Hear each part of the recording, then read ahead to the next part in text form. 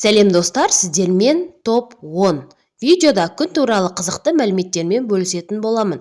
Видеоның соңына дейін қарап, подписаться батырмасын басып, қоңырауша белгісін басып қоюды ұмытпаңыздар. Күн жерге ең жақын жұлдыз. Олсыз біздің ғаламшарымызда өмір сүру мүмкін болмас еді. Бүгінгі видео осы аспан денесіне арналған. Ол 74%-ға сутегіден 24%-ға гелийден тұрады, ал қалған 2%-ы оттегі, темір және никель. Жер мен күннің ара қашықтығы 149,6 миллион километр. Оның ішіне 1,3 миллион жер планетасы сыйып кетеді. Ол сары түсті деп ойлайтындар қателеседі. Шын мәнінде күн ақ түсті. Атмосфералық шашырау деп аталатын құбылыстың әсерінен оның түсі сары болып көрінеді. Күннің жасы 4603 миллиард жыл. Астрономдар ол тағы 5 миллиард жыл өмір сүреді деп болжам жасады. Швецияның Кируна қаласында күн 24 сағат бойы жарқырап тұрады. Ал қысқа мерзімде керісінше ол қала үнемі қараңғы болады. Күн планета емес, ол жұлдыз. Бұл аспан денесінің диаметрі біздің планетадан 109 есе үлкен.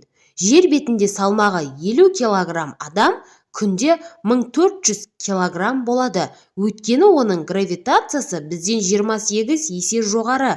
Әрбір секунд сайын ол жұлдызда 700 миллиард тонна сутегі өртенеді. Біздің галактикадағы ең үлкен объект осы жұлдыз.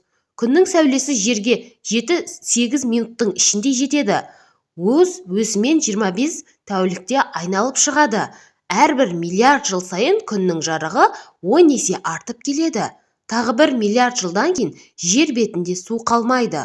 Ол 1 секундта 400 миллион тоннаға кішірейіп жатыр. Бірақ бұндай гигант үшін бұл көп емес. 4-5 миллиард жылдан соң қызыл гигантқа айналып, жер, Меркурий, Марс және Венераны жойып жібереді. Сәулесінің радиациясы адамды өлімге әкеледі. Бақытқа орай біздің ғаламшарымыздың атмосферасы одан сақтайды. Ядросының температурасы шамамен 15 миллион градус. Ежелгі заманда адамдар күн құдайына табынған. Егер күнде ұзақ уақыт қарап тұрсаңыз, көзіңіз күйіп қалуы әбден мүмкін.